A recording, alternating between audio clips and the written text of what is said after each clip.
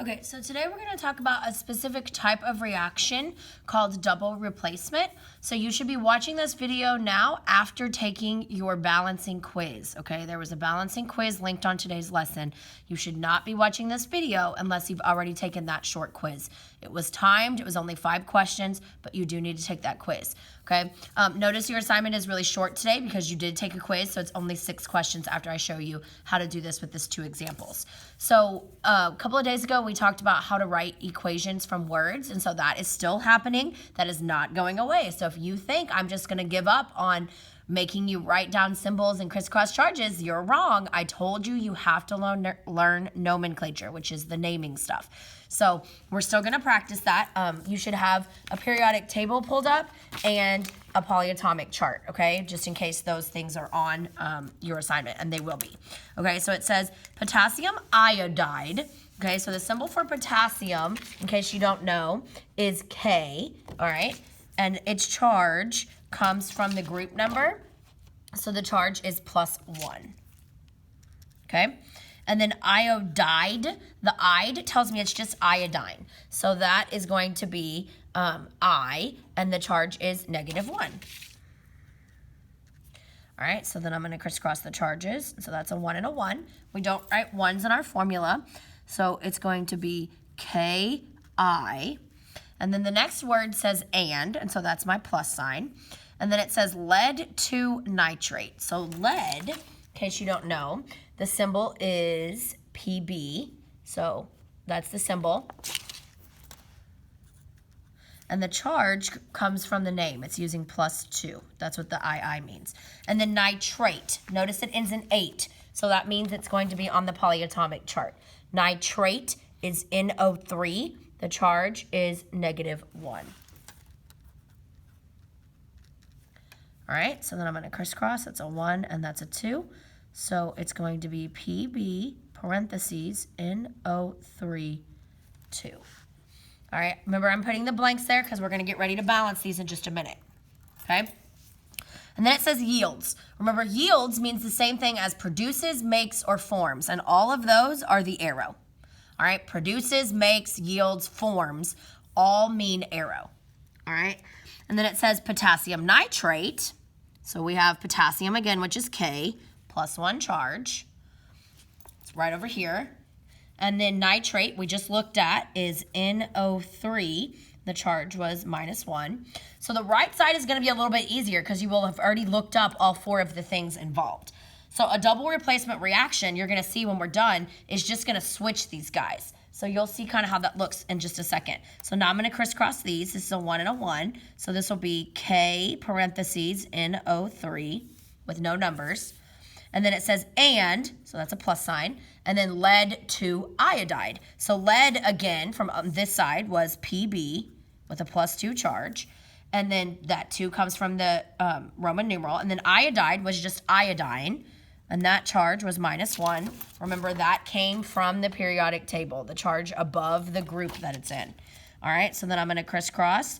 So this will be PBI2. Okay, so if you'll notice, the K's and the PB's just switched places. So K is now with NO3, and that's what this looks like, and then PB is now with I. Notice the metals are still listed first every time, okay? But you still have to crisscross the charges, so just because it looks like this on this side doesn't mean it's gonna look exactly the same. In order for it to be a reaction, it has to make new stuff. But double replacement is pretty simple to recognize because you're gonna have 4 different things on the left, but then those same 4 things on the right just kind of rearranged. So the 2 metals, the K and the PB, just switched places. And that's exactly what happened on this side. So now we can balance it, all right? So I'm going to try and show you how to do this without making that list, okay? So I'm going to start with metals. So I'm just going to start with K. Right now on the left of the arrow, there's 1 K. On the right of the arrow, there's 1 K. So we're good there, all right? On the left of the arrow, there's 1 PB. On the left of the arrow, there's 1 PB. So my metals are good. All right, next is ions. If you don't remember the order, it's MINOH. We just did metals. All right, ions are going to be things in parentheses. On the left side, we have 2 NO3s. Remember, this is just a symbol, and the number outside tells me how many there are. So on the left, there's 2 NO3s. On the right, there's only 1 NO3, because if I cover this up, there's no number on the outside. So what I need to do is put a 2 in front here, because now there's 2 NO3s on the right and 2 NO3s on the left, okay? Next is going to be my non-metals that aren't O or H, and so that's going to be I. Remember, non-metals are to the right of the stairs. All right, so there's 1 on the left and 2 on the right. So I'm going to put a 2 over here because 2 I's, 2 I's, okay?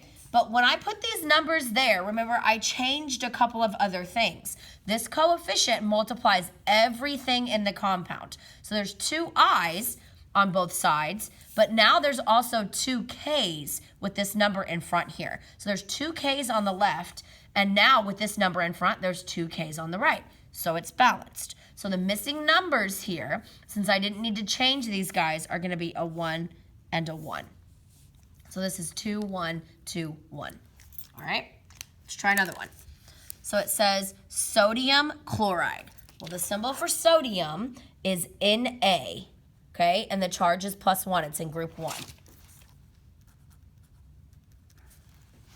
All right, and then it says chloride. Notice that "ide" again. That means it's just going to be chlorine from the periodic table. The symbol is Cl. The charge is -1. So then I'll crisscross the charges, and this is going to give me NaCl. We don't write ones in formulas. Next word is and. That's a plus sign. All right, calcium fluoride. Calcium is Ca. The charge is +2. It's in group 2. All right, fluoride means that it's from the periodic table. It's just fluorine, and the charge is -1. Crisscross the charges, so this becomes CaF2. And then it says yields. That's our arrow. Yields, makes, produces, forms. All mean arrow. All right, sodium fluoride this time. Remember, sodium was Na with a +1 charge. Fluoride was F with a -1 charge. That's why it's important you write this down. Okay, then I'm going to crisscross. So that's a 1 and a 1. So this is NaF. And then it says and calcium chloride. So calcium was Ca with a +2 charge. If you didn't remember, you could look it up. There's calcium. The charge is +2. It comes from the group number. All right, and then chloride, again, was Cl, and the charge was -1. So this is CaCl2. Remember, I put the blanks there because in just a second, we're going to balance these. You have to go back and balance. You're going to lose half credit on every problem if you don't balance it. Okay, so we're going to start with any metals that we have. Metals are to the left of the stairs, so we have 2 of them. We have Na and we have Ca. So let's look at our Nas. There's 1 Na on the left, 1 Na on the right. 1 calcium on the left, 1 calcium on the right. So we're good. Ions. We don't have anything in parentheses this time, so we're going to move on. Non-metals that aren't O or H. Remember, non-metals are to the right of the stairs. So Cl is a non-metal. Let's start there. On the left side of the arrow, there's 1. On the right side, there's 2. So I'm going to multiply this side by 2 because 2 Cl's, 2 Cl's. All right? And then our other non-metal is F. Right now I have 2 F's on the left, and over here I only have 1. So I'm going to multiply this by 2 because now there's 2 F's, 2 F's. But remember, when I put numbers in front, it multiplies through everything in the compound. So this is 2 Cl's, but also 2 Na's. So 2 Na's on the left, there's a number here, now 2 A's on the right, 2 Na's on the right. So we have 2 F's and 2 Na's, 2 F's, 2 Na's. So it's balanced. So this is a 1 and this is a 1. Okay, if you need to make your list, then by all means, please do. But I am not going to show you how to do that over and over and over and over. Okay, so this last part this is the whole video, the top of your assignment. This is where all the examples are, and then this part is your assignment. It says, what identifies a double replacement reaction? Okay, so you're gonna write two compounds. Okay, two compounds. Now remember, a compound is where you have more than one element together. Okay, it can be 2, it can be 3, it can be 4, whatever it is, but two compounds. This is a compound and this is a compound. So compounds are elements that are different, that are not separated by a plus sign. Okay, so this is a compound and this is a compound. All right, so there's two compounds making two new compounds on the right. Okay, so two compounds making two new compounds on the right. So notice it's the same letters, they're just kind of rearranged in a different way. So that's how you're going to recognize double replacement reactions. All the different types we're going to do are going to look a little different, okay? What you're responsible for on your assignment, you just have 6 questions. These 3 are just like the examples I did, where you have to write the stuff, crisscross the charges, and balance it. And then the last 3 are just balancing, okay? Let me know if you have any questions. Remember, you can always email me or contact me on Google Voice.